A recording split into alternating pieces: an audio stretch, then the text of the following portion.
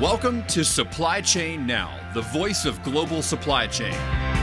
Supply Chain Now focuses on the best in the business for our worldwide audience, the people, the technologies, the best practices, and today's critical issues, the challenges and opportunities.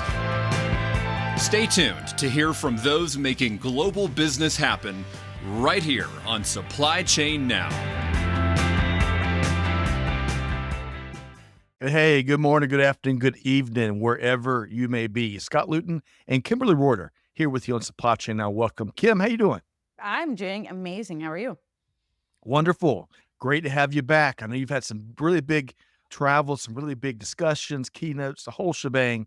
I look forward to getting updated properly later, but we got a great show teed up here today. We're going to be talking about this massive opportunity that logistics innovation poses for all organizations, but especially small and medium-sized businesses.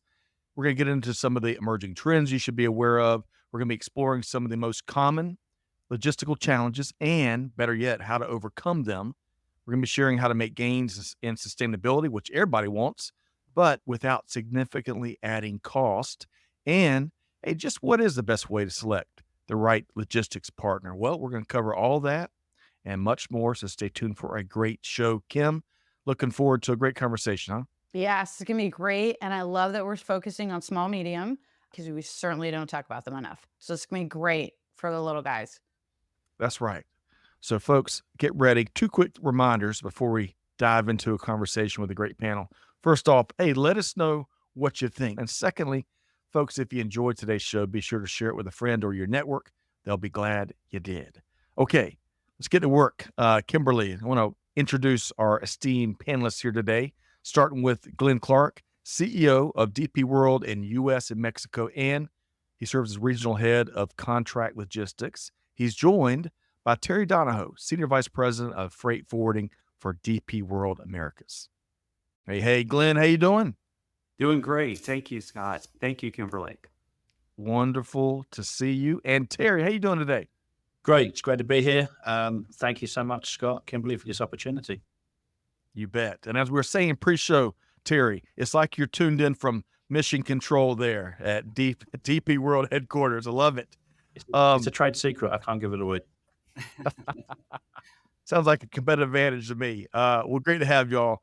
So we got a big conversation teed up, as Kimberly was talking about, especially aimed at equipping small and medium-sized businesses with information they got to know so they can compete and be more successful, especially when it comes to logistics. But before we get there, I want to find out from all three of y'all. You know, we're on the final throes of summer 2024, at least here in North America, and it's been a hot one. So I can't wait to get into fall and football weather. But I know all three of y'all have done some special things this summer, right? So as you look back, I want to ask each of you one of your favorite things you did in the hot summer that was summer 2024. Glen, let's start with you. What was one of your favorite parts of the last few months? Thanks, Scott. Yeah, we had the pleasure of taking a trip to Ireland with the family this year. And I've been there many times on business, but never for pleasure. So we got a chance to tour Ireland as I'll say a tourist. And we got to experience some lovely delicacies and food and beverage, and really got to see the countryside and just see the natural beauty of Ireland through train and through buses, and really just had an exciting time together. But I think most importantly is we got to do it with most of our family, which really made it a great experience. Absolutely. And you know what? There's no shame in approaching any wonderful place around the world as a tourist, right? Sometimes you got to embrace that to see everything. So it sounds like a wonderful, wonderful trip. We'll have to see some pictures later, Glen. Terry, that's going to be a tough one to top, but I know you had a special experience this past summer. Tell us more, Terry. I did. So I'm hoping the audience is familiar with the game of cricket. For those of you that's not familiar with the game of cricket, it's similar to baseball in the fact that it has a bat and a ball, but it's, I believe, the third largest spectator sport globally. And DP World has an initiative called Beyond Boundaries, where we try to bring cricket to communities that are lesser served. Love it. And in conjunction with the International Cricket Council, they actually hosted, or the USA co-hosted, with the West Indies, an international cricket tournament this summer.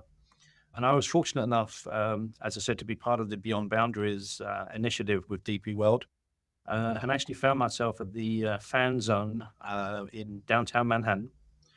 And part of the initiative was to pass out kit bags. And a kit bag is basically everything that a young kid would need to play cricket.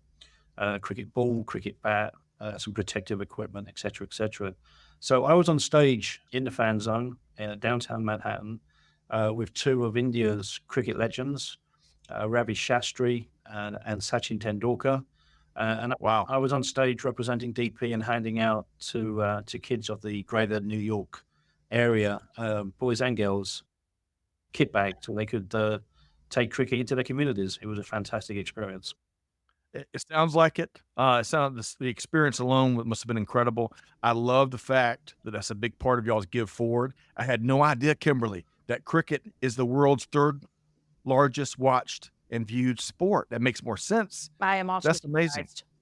Yeah. Yeah. And we were talking pre-show about the bowler, or, baseball, it's the pitcher that throws the ball towards the hitter. And it's the bowler, as Terry shared with me pre-show. And that is fascinating. The whole wind up and delivery. I could watch a lot more cricket. Maybe I'll get into the cool crowd and watch cricket. But Kimberly, you had a special summer as well. What was one of your highlights? I did. I just got back from Bangkok. I was over there doing some keynote speaking, working with small, medium freight forwarders and talking about e-commerce and supply chain and how that Love it. has really changed e-commerce and supply chain. And what do you need to do if you want to be a part of that? But I was able to get a couple of days to enjoy Bangkok. And I think I saw every single Buddha statue in the country of Thailand. But it was a great trip and highly recommend Bangkok. I cannot wait to go. So let's get into it. I love offering up content. This world moves so fast. And rarely do we get a chance to call time out and gather critical context. That's where I usually like to start each of these conversations. So Glen, if you would, tell us briefly about your background and the organization you lead there at DP World. Yeah, thanks, Scott. I've had the opportunity to work in this field of logistics for about 38 years. I know from the picture it looks a little bit that I must have started around 6 or 7, but no, it's real true. But no, I've had the opportunity to work in this industry and see a lot of things and a lot of changes.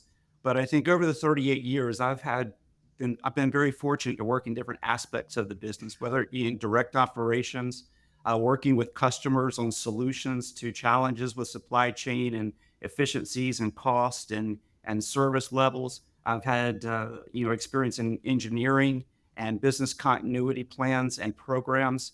And even spent a tenure in human resources, working with our internal teams because the human element and people are so important to this industry and their knowledge and expertise of how we adapt and move. So I've been very fortunate over those 38 years to do a lot of exciting things like that, Scott. So I look forward to sharing a little bit about that experience and the gray hair today. I love your holistic journey, man, goodness gracious. And really to do supply chain right. I mean, it's so helpful to have that holistic leadership and experience and expertise. So appreciate that, Glen. Hey, Terry, same thing. Context here. If you would share a little bit about your background and your role there at DP World Americas. Sure, love to. I guess like most people in the industry, I kind of fell into the industry by chance. I grew up very close to Heathrow Airport. Both my parents were accountants. Imagine trying to negotiate as a teenager a weekly allowance with two accountants. It was tough. But I just imagined I would be an accountant. Didn't know there was a freight forwarding business even growing up, as I said, close to the airport. So I applied as a trainee accountant at a freight forwarding company. That position was filled, and I was asked if I would be interested in joining an apprenticeship for their core business, which was the freight forwarding. And it was a great experience for me. It was an old-fashioned English freight forwarding company, medium-sized company, but they put me through a proper apprenticeship. So I worked in a warehouse. I've loaded containers. I worked in the air freight department. Back in the day, there was European trucking, which was also a separate product because you still had to clear customs in those days.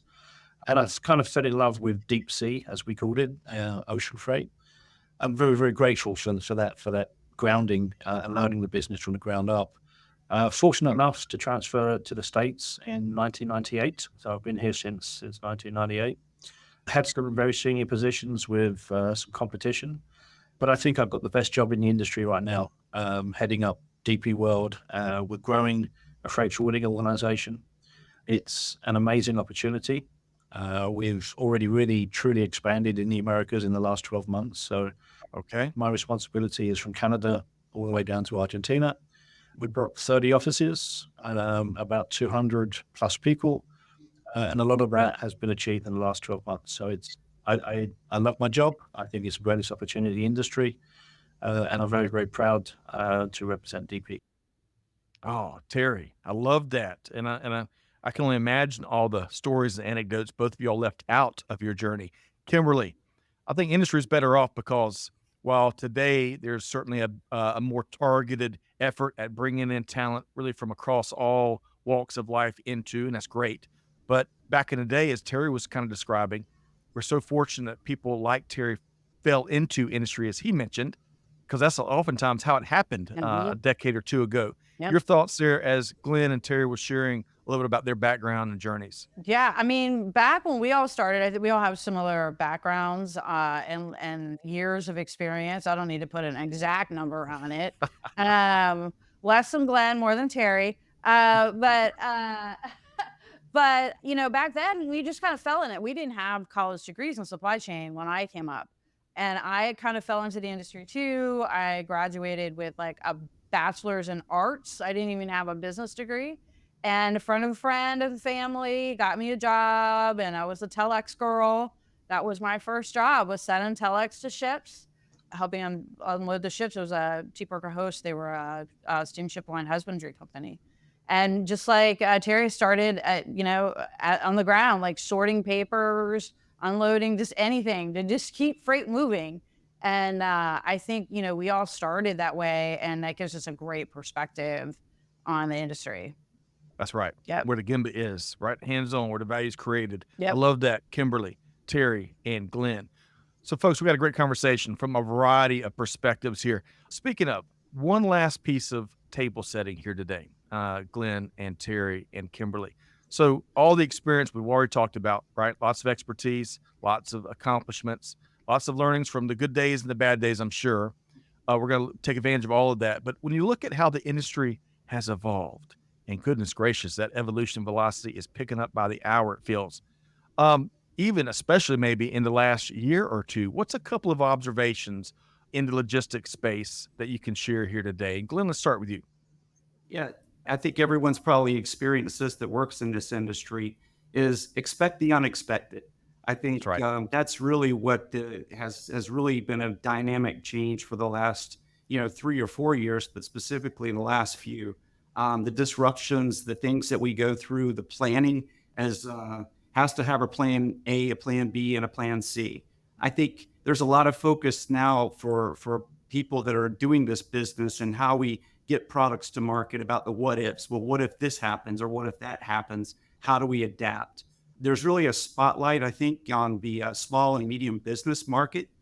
We've seen such a great increase. I mean, in 2020 alone, I think the statistics will say there's over 4 million small businesses, medium-sized businesses that were formed in that period.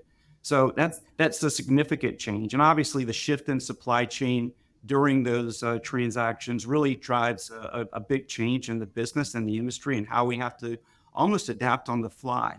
And I think that it creates a lot of new opportunities in this world of logistics. But I think also we can't put our head in the sand around the technology and the changes in technology and the shifts of where that's going to take us, not just today, but for the future with AI and other things that are being, more and more common in our world of logistics today. Yeah, what a great, you set the table well there, Glen.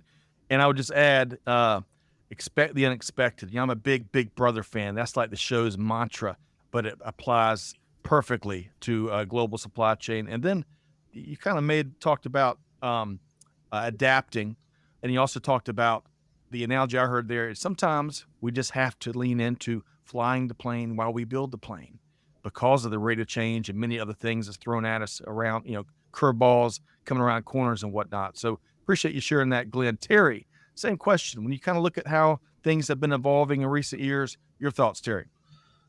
Increased flexibility. I think the SMBs are driving logistics providers into scalable operations. SMBs need to expand quickly. They need new ideas and plans. They're also looking for global access into different markets and, connecting with a DP world and our facilities across the world. It gives them that capability. They need to scale up and optimize growth. They need to be able to take advantage of growth opportunities wherever they arrive in the world. And the biggest thing I've seen in the last few years really is more transparency in pricing. It used to be that competitive pricing was for the big guys, and it was a trade secret. But with the evolution of digital platforms and marketplaces, I think there's been an increased transparency in pricing that is obviously enables SMBs to deliver their product to their markets in a cost-competitive fashion. I'm so glad you spiked the football on that because, Kimberly, that's part of the big good news we're going to talk about here today is the immense opportunity that is out there for small and medium-sized businesses to compete with all the big folks out there and the big brands. And I love it. And logistics, technology, and many other tailwinds. I always get tailwinds and headwinds confused. Other tailwinds is helping to make that happen in exciting new ways. Kimberly, your thoughts on how Glen and Terry kind of talked about the evolving landscape? Yeah, so I totally agree. There's been a huge growth in small, medium businesses. The growth of marketplaces has really kind of driven that. We have a new importer out there in the world today. There's a totally different importer than we've been dealing with in the past. Small, medium importers are looking for different tools. They don't have the huge staffs. They need support. They need education. They need ideas that Terry talked about. They're not aware of the things that they can do to make their businesses better. They're not supply chain experts. They don't have a room full of supply chain experts. So more and more, these small, medium businesses are looking to their ports, their freight forwarders, their carriers to provide them with that expertise and those solutions. Well said, Kim, and I wholeheartedly agree with you. And I'll call out one more thing. In today's age where we got so much information and data at our fingertips for a variety of reasons, to include the transparency that Terry was talking about, we've got no excuses as business leaders to have so much in our blind spots. And I would argue that it's probably even more costly today to have items in your blind spot. So we got to take a big old flashlight and make sure we stay aware. And that's kind of where we're going next, Glen, Terry, and Kim. So let me tee up the conversation again here today, because folks are talking about harnessing innovation for small and medium business growth, opportunities, and strategies, right? So we got a lot to get into here today. And I want to talk about the awareness and how important it is to be aware of emerging trends in logistics that SMBs should be aware of, number one, and how they can prepare to adopt to these trends to not just stay competitive, but to maybe increase their competitive advantage. Glen, let's start with you. Trends and maybe what business leaders should be doing to stay attuned to how they can compete. Yeah, Scott, so I think it's exciting because of, some of the things I mentioned earlier around technology and the pieces of technology and what's available out there. And Kimberly said it well. How do we share that information with small and medium businesses who may not be on the cutting edge? But, automation and AI, they're truly buzzwords, but they're also having a significant change in the industry. And the forecasts are only that it's going to continue to do so. How do we leverage that? And for small and medium businesses, I think the opportunity is, how do we go from where you are today and plan the growth and have that ability to scale as the business grows?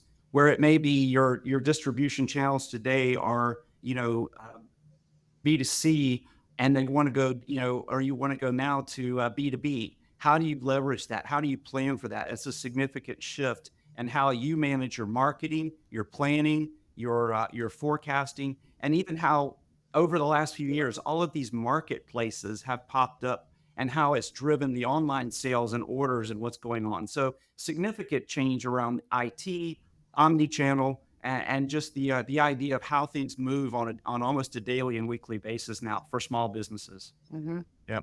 That's we could spend probably 3 hours talking just about your response, including AI. And I would just throw out there, because this comes up every time. It's so important. We're all rushing to AI to figure out how we can take advantage of this golden age, even though it's been around a little while.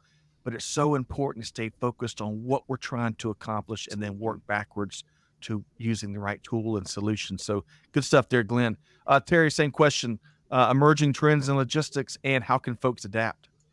I'm going to go back to sustainability, and it's no longer optional. I think if some SMBs take advantage of the real-time data and the visibility that's out there through the technologies that's being deployed in the industry, they can really start to adopt greener logistics solutions, such as optimizing transportation routes, reducing packaging waste, and partnering with providers who invest in sustainability. I think that's non-negotiable in today's world. Excellent point, because everybody is demanding, consumers, shareholders, the whole supply chain ecosystem is looking for ways to get sustainability with results, right?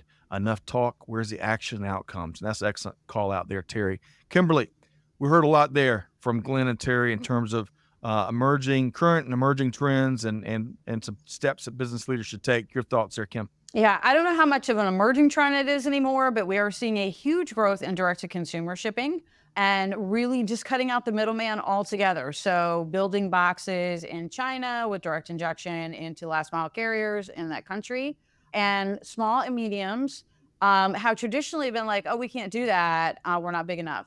There are opportunities, more and more opportunities for small and medium businesses to tap into more complex supply chain and logistics solutions that were traditionally just for the big guys. So if you're small medium, look for those opportunities in supply chain, because they are there for you. Excellent point. And I bet my hunch is that's music to Glen and Terry's ears, Kim. Yep. We'll touch on that probably more a little later. All right. So now from trends to challenges, folks, let's talk about what are some of the most common logistical challenges faced by SMBs here today, and how can they overcome these obstacles to scale effectively, successfully, profitably, and a whole bunch more. So Terry, let's start with you here. Your thoughts. It's a very disruptive world. The first thing that comes to mind is managing inventory and the carrying costs of managing inventory. How do you help some of the space challenges with accurate forecasting of shipment and shipment planning? There are still visibility challenges in terms of knowing where your freight is at any given time. These are real challenges that I think any SMB faces. The good news is I think there are people like DP World that are out there that are trying to fix some of these challenges. And I think if you partner with the right person, you can overcome a lot of the challenges out there. But it is a very disruptive world, as I mentioned before. And as Glen said, I think at the very beginning, expect the unexpected. No doubt. No doubt. It's like global supply chain is one of those bowlers, Terry, and those, what do they call the ball in cricket? What do they call the ball, Terry? The actual ball that the folks are hitting. What is that called? It's actually just a cricket ball, but the difference between that and a baseball is it has a much thicker seam stitching around. And depending upon where that stitching hits the ground can determine whether the ball bounces head high, knee high, or chest high. So, oh man, very unpredictable. Watch out. Yeah. The bats need to be bigger if I played. Well, it's like global supply chain. They finish that poor analogy. Keeps throwing these cricket balls at us, right? Yep. And the seams always land in different places. So you got common and unique challenges. But Glen, what else would you throw out there in terms of common logistical challenges and what folks got to do to overcome it?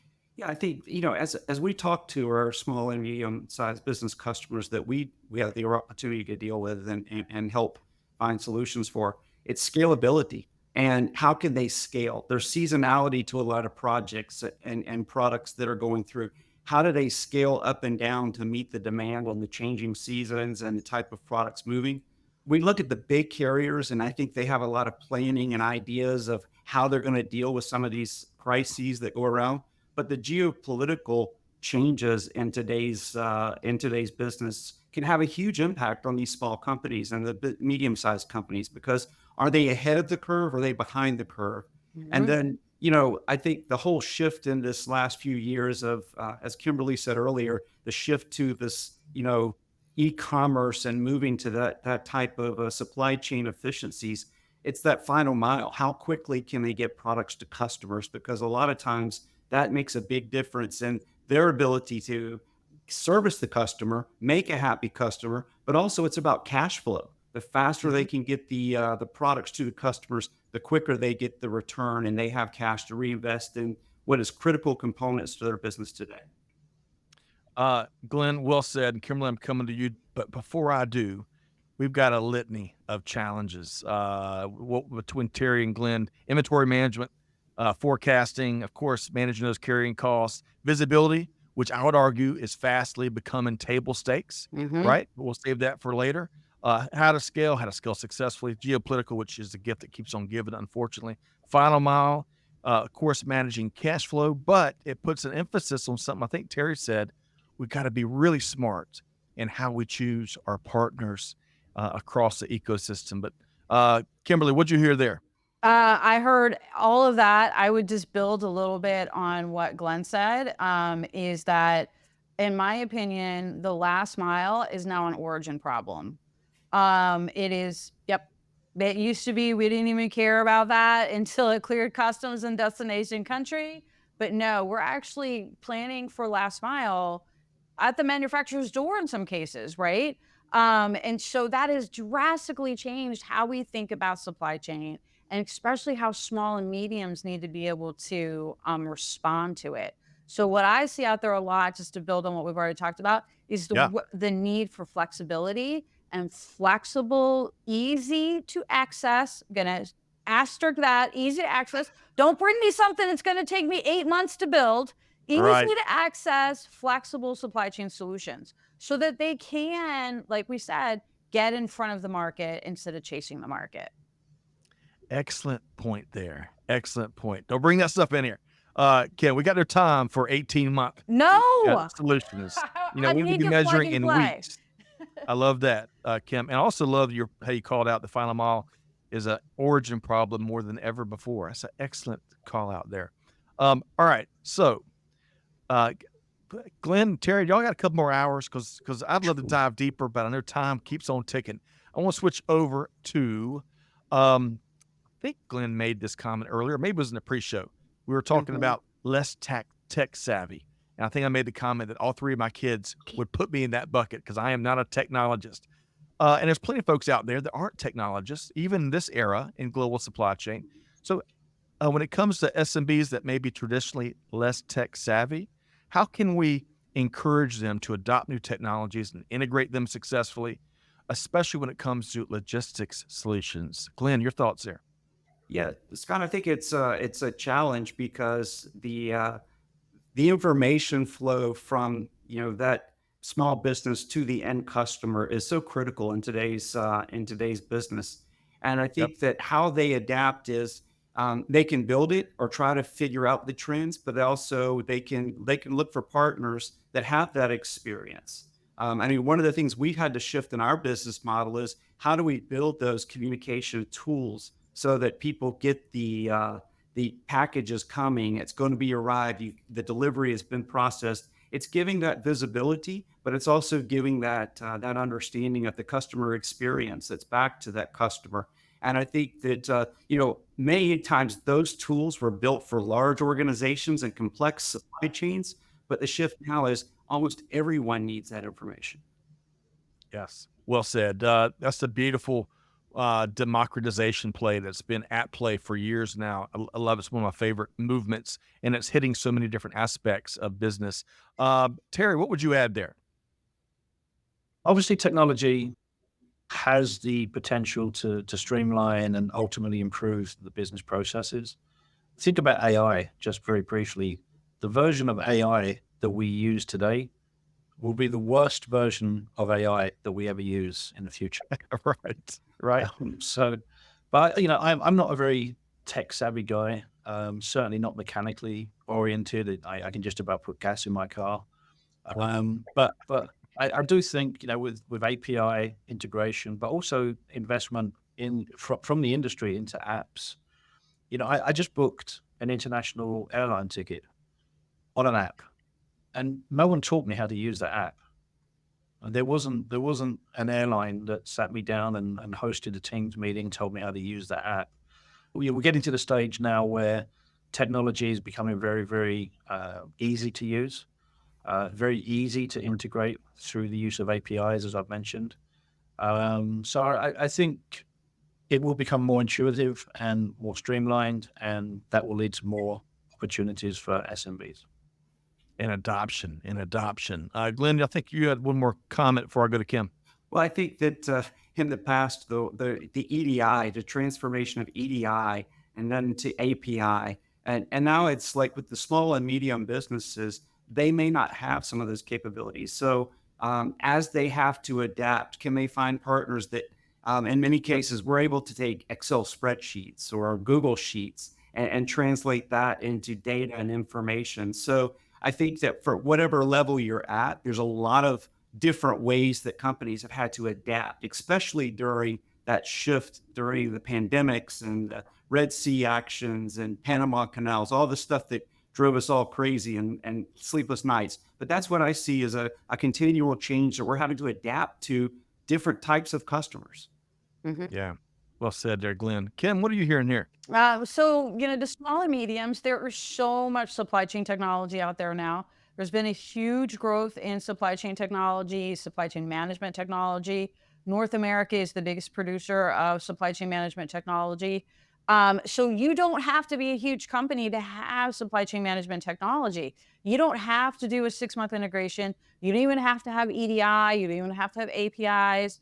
There's a lot of standard integrations that exist out there with QuickBooks and other standard operating platforms that you're already using to manage your business. So look for those. And another thing I see is small mediums, they kind of get a little bit ahead of themselves, especially when they're getting into the bigger side of mediums. And they're like, we're going to build our own supply chain management technology. There is no reason for you to build your own supply chain management technology unless your business is supply chain management. There are so many solutions out there, and the prices are very competitive. Unless you are going to build something that you're going to in turn sell, or your business is supply chain management, you have do not build your own. I love it. No need to reinvent the wheel, Yes. the app, or the platform. Oh, yeah. Good stuff there, Kim.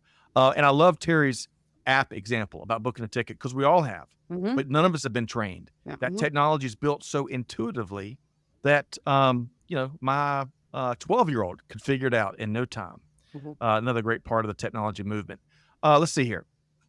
Let's get to another topic here. So with the lowering costs of logistics due to all these technological advancements that we're talking about, what are the most cost-effective logistics strategies that SMBs should consider as to try to do what we're all trying to do, which is maximizing our return on investment? Terry, your thoughts there? I would urge SMBs to focus on the total cost of the logistics and not just the air and ocean freight component. Yep. Or the final mile component, but to take a look at the complete costs. And what I mean by that is hidden costs. There could be transit time delays, which means that your product's not getting to your customers as you promised. That's cost of reputation there. What is that going to cost you in future sales? There could be demurrage and detention at ports, which rack up very, very quickly. So I guess when you start looking at return on investment, for me, it would be look just beyond the port-to-port and the visible components of the cost and understand what the true cost is when selecting a provider. Excellent point. So those hidden costs will bite you in the ankle painfully time and time again, if not worse. Glenn, what would you add to that? And I take it from just feedback and talking to customers about some of their challenges It really goes back to how do we maximize the ROI of logistics and the costing, because for a small and medium business, reinvesting back into the business when either research and development or new products or even inventory and procuring more, the cash flow is so important. So these disruptions and things that can go on is some of the challenges that I hear when I talk to our customers today of how can we help them through those type of challenges. And I'm sure whether you're using a third party or you're doing it yourself, you're experiencing those. So the better visibility that you have to shifts and changes, the better you can manage your cash, the better you can manage the business as a whole. And to Terry's point, I think it's very important. What does that whole end to end look like, and the total cost, and really what's the value creation? Because depending on the industry, 16 to 20 or 22% is, the type of industries varies, is that's how much of that cost of a product is in logistics cost and spend. So it's a critical piece to the overall, cost of goods sold from any small and medium business. Well said, Glenn. Well said. Kim, what would you add here? My big thing is that you have to start managing your supply chain at PO. And I think that is the key for any business, small, medium, especially. But it's the mistake I see happening over and over and over again with what I see in the market and with companies that I've worked with, is that they're blind to what is coming down the pipe until there's a booking. And that is a big mistake. So I think if you're a small, medium, you need to be looking at technology, business processes. Look, if you have 10 POs a year, that's fine. Put them on an Excel spreadsheet and just know that they're coming. But that is the biggest mistake I see. And there are plenty of solutions to help you with that. Well said, Kim. And along a similar line, this came up yesterday in the show yesterday. I love all the different ways, especially including technology, that we're empowering our frontline. And all four of us have frontline experience earlier in our careers, right? To do business easier and to find more success and to let go of a lot of the blocking and tackling work, right? The repetitive work. And I love that movement, right? But I think as managers and leaders, we can't stop there. We got to find better ways to manage, kind of to all of y'all's points, because there's some equally as exciting and critical levers we got to pull there, so we can be in the know and be able to see things like these hidden costs or other hidden dynamics that can hurt our overall growth and success. All right. So let's talk about sustainability. Terry, you brought that up much earlier in our conversation. So in this era where sustainability is so incredibly crucial, right? More folks are demanding not just leaders to talk about it, but outcomes, right? How can SMBs leverage logistics to enhance their sustainability practices and results, but without significantly increasing costs? Terry, tell us more. As I said earlier, sustainability is non-negotiable. The good news is there's a lot of resources out there in the industry. There are eco-conscious logistics providers that invest and allow you as an SMB to invest in green technologies. There are obviously electric vehicles that are becoming more visible on the roads. We've invested a lot in eco warehouses, where all of the warehouses are energy efficient. Optimizing your method of shipment as well. Does it really have to move by air freight, or can it move by ocean freight? Does it really have to move by truck, or can it move by rail? So there's a lot of things that can be done. Obviously, DP World operate ports and terminals, but a lot of our ports and terminals are investing heavily in the use of green technology. So even selecting the port of entry or the port of export can have a big effect. Here in North America, DP World in Vancouver, we've got a pilot program where we operate our RTGs, our rubber-tired gantry cranes. They're powered by hydrogen electricity. In Latin America, most of our DP ports are being powered 100% by renewable energy. So I think selection of transportation provider, understanding the routing it takes, and taking a look at the ports and look at the port history. And then the one last thing I would say is, if you desire to become more green, but you don't know how, companies like DP World are investing in specialists that will help consult with you and will help you understand how to partner and how to take advantage of technology and really start to change your carbon footprint. Love it, Terry. Hey, we can tell Terry loves his job, as he shared a couple times on the front end, right? And I love also, Terry, in particular, your passion for practical sustainability, right? Not lip service. Let's switch gears here. We're coming down a fast and furious finish, folks. Let's talk more about some real examples, some practical examples of how SMBs have successfully utilized global logistics networks like DP Worlds and others to expand their market reach internationally and take advantage of that growth, those massive growth opportunities. Glenn, your thoughts there? Yeah, I'll give just two quick examples of, customers that I've had the opportunity to work with and understand some of their challenges. One is, it kind of lends to what Terry was just talking about with sustainability. Companies like ours are able to take some of those challenges around sustainability and turn it into, how can we help you? So one example with a high-tech customer that we went to an automated boxing machine. In the past, in history, when you would take multiple items and put them into an overpack box, there was always space. You could never find the right size overpack that would be filled specifically for that order. Well, this new technology and investing in companies and working with companies like ours, we have capabilities to build the box to the size of the shipment in the order. It was a great sustainability, but it also was a cost savings on shipment because you didn't have the extra cube inside of those trucks. So it's kind of a win-win opportunity. And that's how we've helped some of our customers, meet really two targets that are very critical to them and important on their priorities. The second is scalability. I know I said that a few times, but we have examples of customers who started out with us in one facility. That one facility can meet all of their distribution needs because they were small.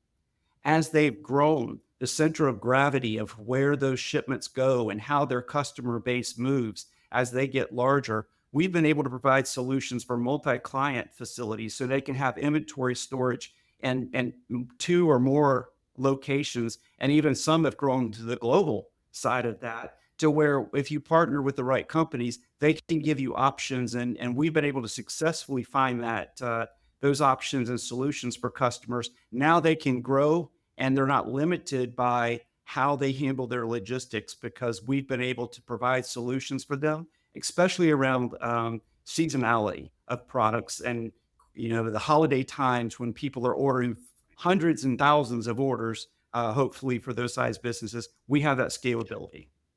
Love it. I loved your first point, better boxes. Goodness gracious, we're entering the season where we're going to see lots of that. And as we all see, it's gotten better, but there's so many opportunities to ship smarter and with less waste. And of course, I love your second point about breaking through constraints, kind of in a general sense. Terry, what would you add? Any other examples? And I know you've got a couple dozen, I bet.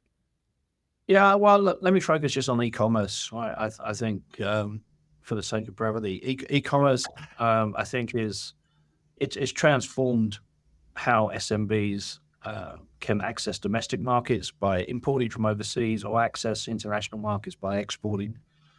And market access, I think, is really a key to global success. And that's a product that DP World has. And if you allow me to just digress a little bit, what we do is we invest in areas of the world, such as Africa, where distribution is very, very tough and very, very complex.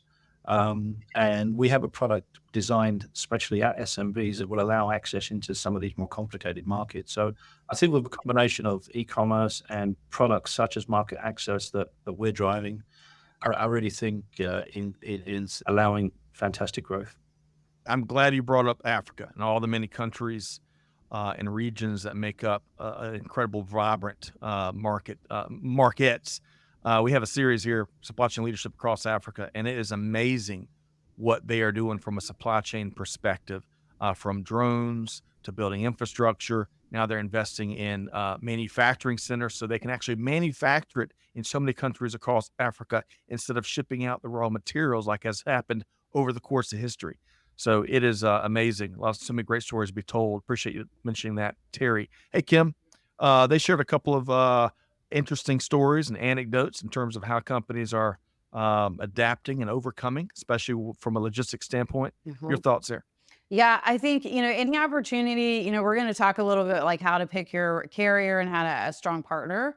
But any small, medium company who's looking to do any sort of international expansion needs to really rely on their partners or international logistics partners to help them through that process. So, that a lot of the work that DP World is doing, where they're focusing on these less serviced areas, I don't want to call them logistics deserts, but a Right. little bit they are logistics deserts, and trying to help develop these emerging markets is really key. And that presents a lot of great opportunity for small and mediums in those emerging countries, but also countries and people who are looking to do business within those companies, those countries. Excellent, Kim. And that's a perfect segue because one of the last things we're going to make sure folks know how to connect with Glen and Terry. We've got a resource that will help a lot of folks out there kind of get a better grasp of some of the cool things they're doing at DP World, especially from a contract logistics standpoint. So stay tuned for that. But your segue there, Kim, selection. And this has come up a couple of times. I think no less than 4 times in our conversation, the importance of selecting the right partners, whether you're in a logistics desert, as Kim mentioned, Hmm. or if you're in a market where you've got options everywhere you look. Hmm. So I'm going to ask, starting with you, Glen, what are some of the key factors that SMBs should consider when choosing not just a logistics partner, but the right one that's going to ensure that the solutions are scalable and tailored to what they need, customized? Glen, your thoughts? Yeah, Scott, I think, well, before just selecting, because I think that's a key item, but I Yeah. think also looking at what information and data you have about your business. Do you have the inventory turns? Do you have the velocity? Do you have the DIMS? We call them the DIMS, which is the size and weight of the products that you're shipping. All of that is really critical to any provider to know how to best solution and how to best cost and price and become creative with what you do and what your needs are. But Hmm. I think when they're selecting a provider, I think what's very critical, and I may steal some of my colleagues' information there, but you know, I think it's important that whoever you select, can you collaborate with? Can you have open and transparent conversations about what your challenges are, what your needs are, what your cost is, and what you're trying to achieve? So the more collaboration, if you can find someone that wants to sit down and it's not just a pricing exercise or how much can I save in my cost, how quickly can we work together to meet some of these, I'll say, aligned objectives? Again, I don't think there's a lot of original ideas sometimes, but I'll steal one from Mr. Stephen Covey. Yeah. Win-win mentalities. Look for partners who have win-win mentalities where both can be successful in accomplishing the needs of the supply chain and the challenges and the delivery. And both are equally committed to the end customer and servicing that customer. And then finally, sharing of knowledge and transparency, I think is very important. How do both sides do it? Because we get bids some the times that or information to work with the customer, and they hold back. They don't Hmm. share everything with us, and then that makes us make a lot of assumptions. So if you can find partners who really are wanting to share, collaborate, and be transparent, I think those are the best partners, and we find those are the best relationships to where we can create win-win solutions. Glenn, man, you shared. I don't care if they're old or new. That was a great list, and one of my favorites is it's just not, in my view, it's not good enough just to get results. There's got to be a great partnership that's not friction filled, and that's one of the things that we certainly measure here. Terry, what would you add to that? And oh, by the way, I love that you backed it up too. We got to first know thy business and what our needs are before we even move into selection. Terry, your thoughts there? Yeah, I think when selecting a partner, I call us partners rather than providers.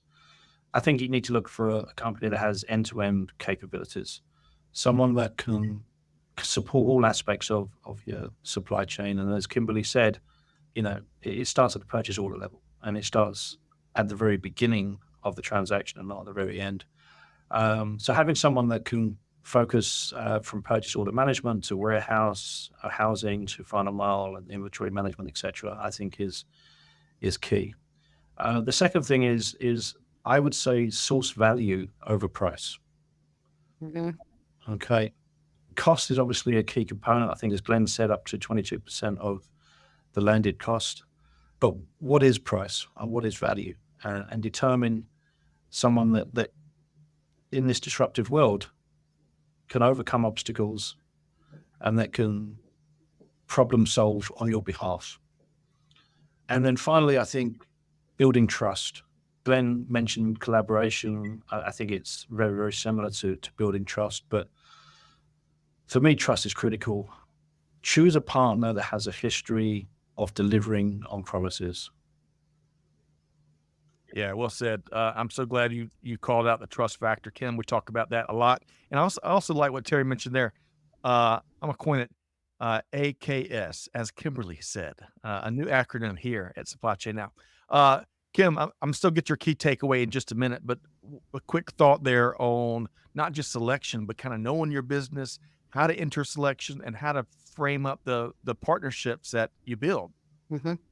Couple of points, and leaning on Glen and Terry, what they kind of said. One, you need to know what problem are you trying to solve, right? What are the key components that you need to see or manage, and make sure that they have that. So that's a big part, is knowing what you need. And you don't need to know the software, right? You just need to know what you need. Like, I need X, right? Start there.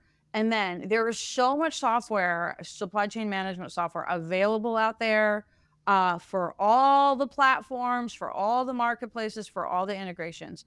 Find software that actually has what you need working in the environment today.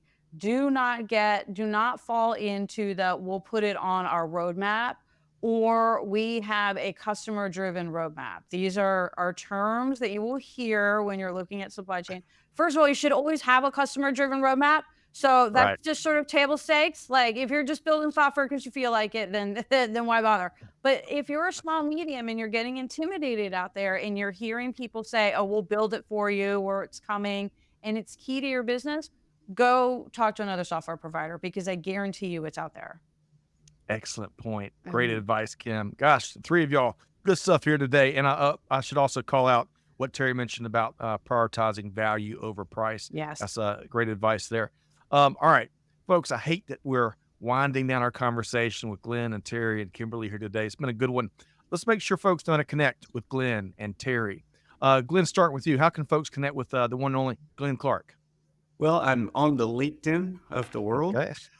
That's probably the best way of contacting. And, I love networking with people, because there are a lot of questions out there. So that's one way of probably the best way of finding it. Wonderful. Wonderful. It's kind of like I mess around with the kids and say the Facebook or the Twitters from time to time. The LinkedIn. I love getting the eye rolls. So good stuff. Find Glen Clark, certainly on LinkedIn. Terry, same question. How can folks track you down? Yeah, look, I've got a pretty unique name. I'm on LinkedIn. It's not very difficult to track me down. And of course, the DP World website, if that doesn't work for you. But please, as Glen said, it's a people's business. It's a network business. Love to hear from you. Well, I appreciate that. One more quick resource from Glen, Terry, and the DP World team. Hey, folks, if you're in the market for contract logistics services, you can learn much more about all that DP World offers: services, locations, industry served, benefits. It's a very important one, and a whole bunch more. Okay, Kim, we covered a lot of ground very intentionally here today. Ton of expertise. I wish we had a couple more hours, but maybe next time. What is one of the key takeaways that came out of this conversation that you would challenge our audience to keep front and center?